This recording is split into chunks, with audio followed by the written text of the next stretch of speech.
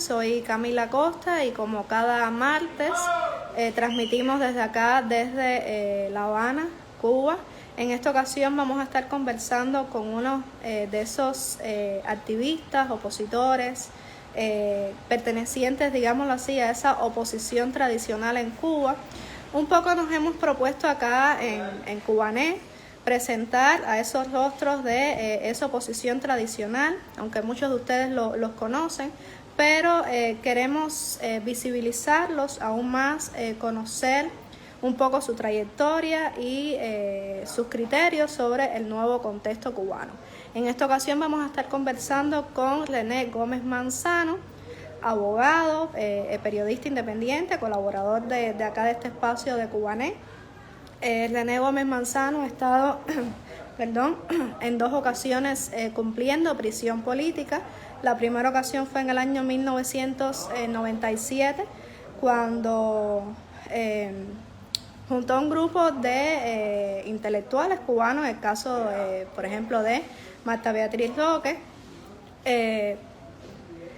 redactaron un comunicado que se conoció como La Patria es de Todos, y este grupo, conocido como el Grupo de los Cuatro, fueron condenados a prisión. René Gómez Manzano después también cumplió prisión política en el año 2005.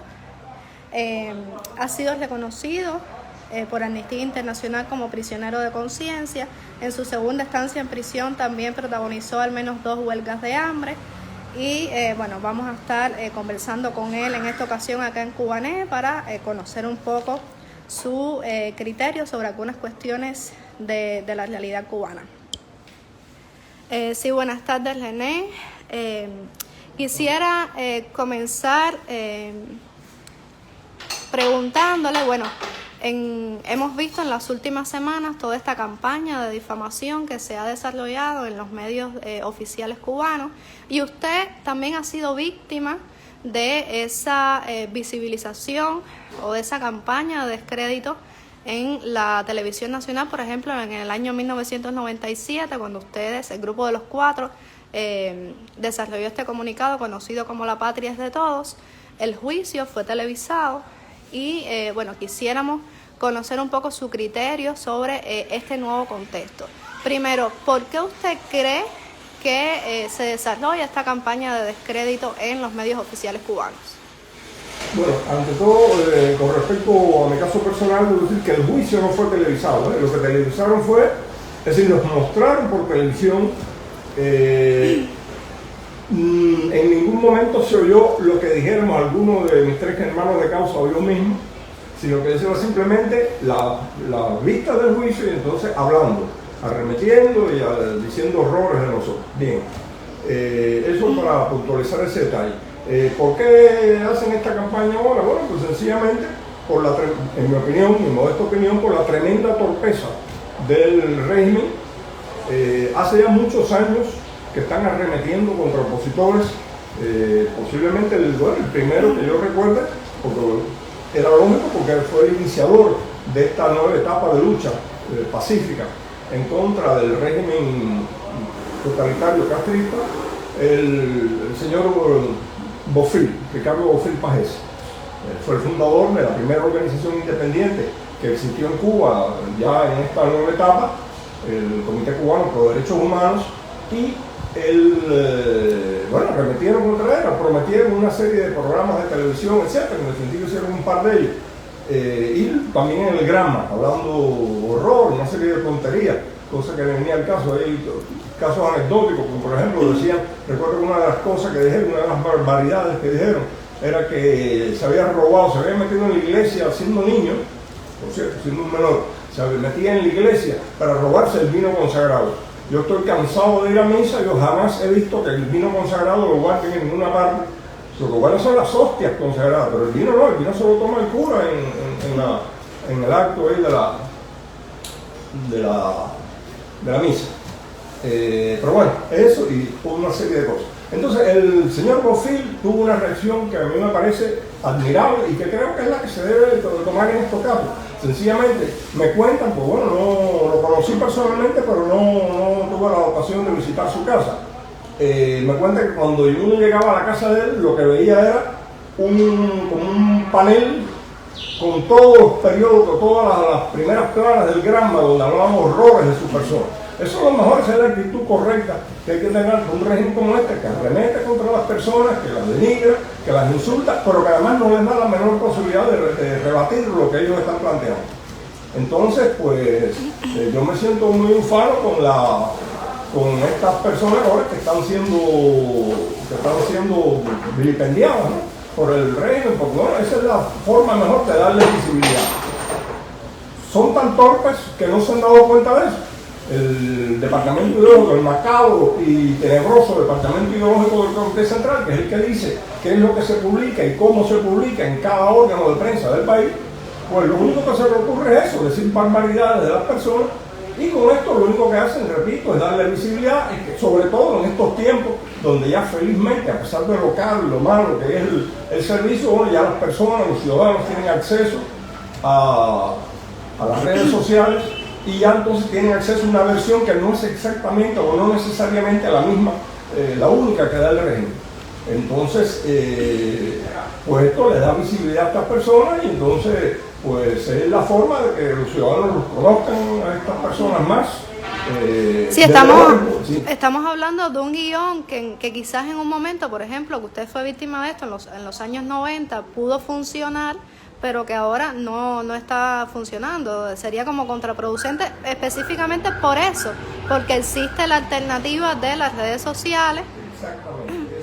Y usted que es abogado, ¿pudiera explicarnos un poco qué mecanismos o qué herramientas tienen acá en Cuba, herramientas legales me refiero, tienen acá en Cuba estas personas que están siendo atacadas para defenderse, digámoslo así? Bueno, ciertamente esa serie de insultos, de calumnia, de injuria que le están profiriendo por los medios de prensa, evidentemente revisten características formales de delito, es decir, de acuerdo con la legislación cubana, la difamación, calumnia, injuria, que son delitos perseguibles en instancia de parte.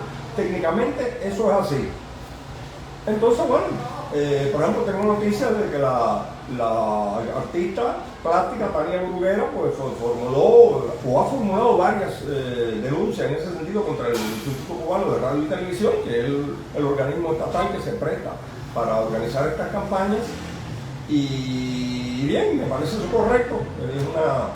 Claro, ya viene la segunda parte, que es qué resultado va a tener eso, ¿no? Lamentablemente no creo que se obtenga ningún resultado, es decir, en este tipo de régimen, obviamente nada que sea. Y pese a eso, a no tener ningún resultado al menos satisfactorio para la parte que demanda, ¿cree usted que sí, que hay que presentar esas denuncias? Sí, al menos como me decía un amigo y antiguo disidente de la felizmente disuelta Unión Soviética, Alexander Podravin, él me decía, hace falta siempre denunciar. ¿Sabe por qué? Porque cuando uno denuncia, uno presenta los escritos, entonces en lugar de estar reprimiendo a los ciudadanos, tiene que estarse dedicando por lo menos parte del tiempo a dar respuesta a esas denuncias, a esos planteamientos que hacen los ciudadanos, y entonces menos tiempo y menos posibilidades que tienen para reprimir y para acosar al ciudadano. Así que bueno, por lo menos por esa razón hace falta hacer eso, y me parece muy bien que lo haya hecho en este caso la artista plástica Tania Bruguera y bueno, cualquier otro compatriota que haga lo mismo. No, y en esta cuestión también se hace necesario, algunas personas no lo entienden, presentar estas denuncias, porque muchas veces cuando uno se dirige a los organismos internacionales de derechos humanos a presentar esas mismas denuncias u otras que puedan suceder sobre violaciones de derechos humanos en Cuba, pues esos organismos internacionales de derechos humanos te exigen haber agotado los recursos internos acá o en el país en cuestión. Otra pregunta que quería hacerle, René, bueno, relacionada un poco con una cuestión histórica y actual. Usted fue uno de los críticos del proyecto Varela, porque en ese momento usted consideró que la oposición cubana no tenía nada que exigirle a una asamblea nacional que estaba integrada fundamentalmente en su mayoría, todos por miembros del Partido Comunista de Cuba. Y yo quería establecer una especie de analogía con los últimos acontecimientos acá en Cuba, es decir, a raíz del 27 de noviembre, este grupo de artistas que se presentaron ante el Ministerio de Cultura exigiendo o pidiendo un diálogo que en un primer momento se rompió, pero ya el viceministro de Cultura, Fernando Rojas, ha manifestado, este grupo de los 30, como se conoce, que quieren continuar ese diálogo y actualmente están debatiendo algunas de las agendas. ¿Cree usted que en las actuales circunstancias de Cuba sería viable un diálogo nacional? Ante todo, una precisión que claro, es un poco de historia antigua, podemos decir, ¿no? Pero bueno, los motivos por los cuales yo no estaba de acuerdo con el proyecto Varela no eran exactamente o solamente eso que usted menciona en la pregunta, sino había toda una serie de factores. Pero bueno, no, eso ya no era el caso, eso es una etapa ya superada, entiendo yo, de la vida nacional. Entonces, en cuanto a la situación actual, yo lo que planteo es una cosa. Yo creo que lo importante, en este caso, las personas que estaban en huelga de hambre del movimiento San Isidro, lo importante, que es un hito en toda la lucha, en la etapa actual de la lucha pacífica en contra del régimen de vocación totalitaria que está en Cuba, lo importante es el desafío que ellos plantearon, es decir, el enfrentamiento, el desafío. La parte del diálogo ya tiene que ver más con estas personas, este movimiento que se ha llamado 27 de noviembre, ¿no? Bueno, fue ese día que se congregaron multitudinariamente ante el Ministerio de Cultura y tomaron parte en esta, allí se entrevistaron con el viceministro de Ramos, etc. Tiene que ver más con esa faceta, digamos, de los acontecimientos. Bien, entonces son artistas, era un diálogo que sobre todo quería centrarse en los aspectos más bien culturales, no los critico por eso. Ahora, en el plano político, yo en este momento no creo que existan condiciones para diálogo de ningún tipo por una sencilla razón, que es que el gobierno no ha empezado a cambiar ni ha dado muestras de su verdadera voluntad de cambiar este derrotero que ha seguido durante 60 años o más de 60 años y que sencillamente demostró ser absolutamente inviable. Ahora, cuando ese gobierno empieza a cambiar, cambios que pueden ser en las personas, cambios que pueden ser y deben ser en las políticas, etc. Cuando empieza a cambiar, entonces ya veremos cuál es el nuevo escenario y entonces se podrá pensar en si hay o no un diálogo, si es pertinente en ese momento iniciar o no un diálogo. En este momento, obviamente que no.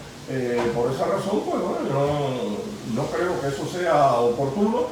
Repito, no entro en la parte más bien cultural, que es la que plantearon estas personas, que el movimiento que dio la fecha gloriosa la victuosa del 27 de noviembre. Pero bueno, ellos estaban planteando las cosas en un plano más bien cultural, más bien artístico. Sí, inicialmente eran demandas o exigencias artísticas, pero que después un poco ellos fueron dándose cuenta de que también eran demandas ciudadanas. Veremos entonces cómo termina eso. Son jóvenes que recién comienzan en estas cuestiones de la disidencia y no todos son ingenuos. Ellos saben a qué se están enfrentando y lo mejor de todo es que han dado el paso al frente a enfrentar este gobierno. Una última pregunta, René, también relacionada con todo el contexto nacional. ¿Cómo usted vislumbra este nuevo año para Cuba, con todas las vicisitudes que se presentan en lo económico, en lo sociopolítico y también por presiones o mediaciones externas? Bueno, el año, por lo que tal y como ha comenzado, lo veo negro con pespuntes de color gris oscuro. Ese es el panorama general que estoy viendo, ¿no? Lamentablemente es así. El régimen sigue en sus 13, sigue lo mismo. Yo hace un rato hablaba del empecinamiento que tienen, por ejemplo, con esta cuestión de arremeter y denigrar a las personas que se le enfrentan y demás, pero lo mismo es con las políticas. Es raro el día que no viene alguno de los llamados mayimbe, ¿no? Es decir, qué sé yo, el señor Machado Ventura, que con 80 y pico de años, me admiro de la laboriosidad que tiene, porque bueno, ciertamente es una persona laboriosa, ¿no? aunque bueno, funesta para las políticas que siguen en Cuba. Pero bien, una persona laborista, yo lo veo recorriendo los campos, que a uno le cuesta un trabajo tremendo, ya a su edad, etc. Y para decir entonces ¿qué? Para decir que no, que hay que producir más, que hay que trabajar más. Pero esa misma, pero el otro día entonces el señor Valdés Mesa o el mismo presidente u otro cualquiera, siempre se turnan. Pero todos los días la misma bobería y la misma cosa. Y entonces no se dan cuenta que eso no conduce a ninguna parte. Llevan 60 años por ese camino y no se han dado cuenta que no conduce a ninguna parte. Entonces ese empecinamiento, ¿no? Y bueno, llegará un momento, digo yo, en que ellos mismos se den cuenta que hay que empezar a cambiar. Entonces, bueno, tal vez, bueno, es una especulación, porque los métodos que ellos mismos utilizan para elegir a sus mismos congresos, a pesar de ser la fuerza, dicen ellos, ¿no? La fuerza política de gente superior de la sociedad y del Estado, y además la vanguardia más consciente de la sociedad cubana, pues entonces los métodos que utilizan internamente son métodos total y absolutamente antidemocráticos, ¿no? Porque bueno, ni siquiera todos los militantes del partido pueden votar para elegir a los delegados del Congreso del partido. Votan los secretarios generales de los núcleos del partido, además en votaciones abiertas. Es decir, toda una cosa que es todo un régimen que está concebido y diseñado para autoperpetuarse y para que la misma dirigencia siga siendo reelecta y vuelta a reelegir. Pero bien, a pesar de eso, de algún modo es tanto el desastre que está improvisado en la vida nacional que en algún momento tendrán que empezar a cambiar. Bueno, esa sería una buena oportunidad, ¿no? El nuevo Congreso, el Congreso del partido, entonces que empiecen ellos mismos a dar los primeros pasos. No quiere decir que todo dependerá de lo que hagan ellos, no pienso eso, no, en modo alguno. En definitiva, también la sociedad cubana tiene que actuar, la oposición, los opositores tenemos que actuar. Pero bueno, para empezar a abrir la situación, ellos podrían dar el primer paso y entonces que se abran perspectivas mejores para la sociedad cubana, porque ciertamente las que hay en este momento son verdaderamente funestas. Usted, René, que lleva más de 20 años dentro del activismo de la oposición en Cuba como disidente, que ha sufrido en 2 ocasiones prisión política, ¿qué aconsejaría a esta nueva generación de disidentes y de opositores cubanos que hemos visto, sobre todo en los últimos años, que se han incorporado muchos jóvenes, sobre todo a la prensa independiente, que es también una manera de ejercer disidencia y oposición acá en Cuba? ¿Qué aconsejaría a todos esos jóvenes? Básicamente que sigan por ese camino, han actuado y han actuado muy bien, los felicito por ello, los he felicitado en trabajos que he publicado en la prensa independiente y bueno, lo repito ahora en esta entrevista, van por buen camino, han empezado muy bien, sencillamente que continúen por esa senda y que no sean remisos a los intentos unitarios que se han venido realizando durante mucho tiempo, en los cuales he participado en la generalidad de ellos, y que se sumen a estos propósitos y en definitiva estoy seguro de que ellos pues podrán alcanzar el objetivo de una Cuba libre, democrática, con una libre empresa a la que todos aspiramos y anhelamos. Muchísimas gracias, René. Gracias. Para los que fueron conectando en el camino, estuvimos conversando con René Gómez Manzanos, abogado, periodista independiente, colaborador de acá del espacio de la prensa independiente, Cubanet, expreso político. Les pedimos a todos que compartan. Si tienen alguna pregunta, déjenla acá por los comentarios.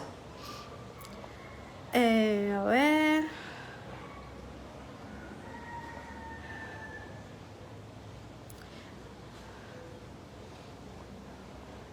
Sí, bueno, muchos de los comentarios apoyando sus palabras.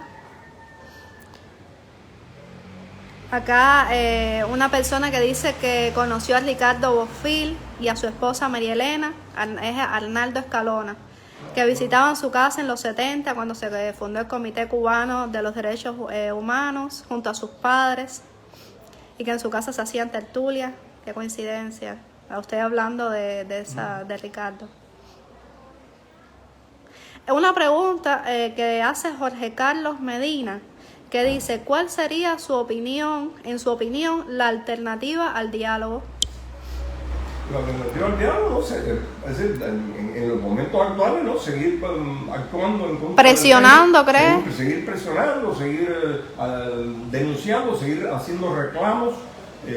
Reclamos que no necesariamente tienen que ser políticos, por lo menos los que no son políticos, bueno, pues harán reclamos laborales, reclamos, no sé, rebajas de precios, reclamos de carácter social, pero actuar en ese sentido, manifestarse en ese sentido, porque lo que sí no puede seguir es decir, continuar el pueblo en esta situación en la que mayoritariamente ha estado inactivo ante todos los atropellos y los abusos y los excesos que comete el régimen. Eso es lo que no procede a hacer. Entonces, ahora el diálogo, bueno, cuando surgen las condiciones, cuando verdaderamente demuestren su deseo y su disposición y además en la práctica lo hagan, ¿no? De iniciar un cambio en este país, entonces, bueno, entonces pensaremos si ya ha llegado el momento de realizar un diálogo, hay que esperar un poco más, pero bueno, eso ya sería otra etapa posterior. En esta etapa de inmovilismo total y completo en que está sumido el régimen, yo no le veo sentido al diálogo, pero hay esas otras alternativas que mencionaba con anterioridad. Hay otras personas haciéndole preguntas también en el chat, se llama de Julio Antonio Góngora y Arnaldo Escalona, sobre todo relacionado con la unidad o falta de unidad que existe dentro de la oposición en Cuba, y pregunta que qué opina usted sobre de la desunión que existe actualmente en Cuba y si sería realmente necesario una unidad mayor. Usted ha protagonizado, lo mencionaba en la entrevista, o ha formado parte de alguno de estos intentos de unificar a la oposición. Sí, ante todo yo no creo que haya esa gran división en el seno de la oposición cubana, primera cosa. A veces no existe una unidad formal, una unidad estructurada, organizativa, a veces da esa impresión, pero los propósitos son los mismos. Entonces, en ese sentido, yo creo que podemos hablar con todo fundamento de una unidad de propósitos de la oposición cubana. Es decir, todos queremos la democratización del país, todos queremos la normalización de las relaciones exteriores de la República, todos queremos la prosperidad, todos queremos un sistema democrático, todos queremos el respeto a los derechos humanos. En eso hay una coincidencia, entonces es una coincidencia estratégica que existe. Dentro de eso, bueno, repito, ha habido diversos intentos para, digamos, organizar, es decir, presentar un frente único, lo cual sería deseable. Repito, insisto, que yo siempre he participado en esos intentos cuando se han realizado. En estos momentos hay varios, bueno, el Encuentro Nacional Cubano, que bueno, en este momento no está funcionando en gran medida, el Compromiso Democrático, al cual también pertenezco y estoy dando mi apoyo. Es decir, ha habido diversas intentonas en ese sentido que creo que han sido fructíferas y que existen, y que están ahí, y en ese sentido pues creo que debemos seguir trabajando. Ya, bueno, muchísimas gracias y gracias a todos los que han estado participando de esta entrevista, poniendo acá sus comentarios, sus preguntas. Quizás en otros momentos pudiéramos volver a entrevistarlo a usted. Tenemos programado otras entrevistas acá en Cubanet para un poco ir conociendo, como decía al principio, algunos de esa miembros de esa conocida como oposición tradicional, esas personas que llevan un poco más años acá dentro de la isla enfrentando a este régimen. Les agradezco a todos por sintonizar Cubanet Noticias y nos vemos en un próximo encuentro. Muchísimas gracias.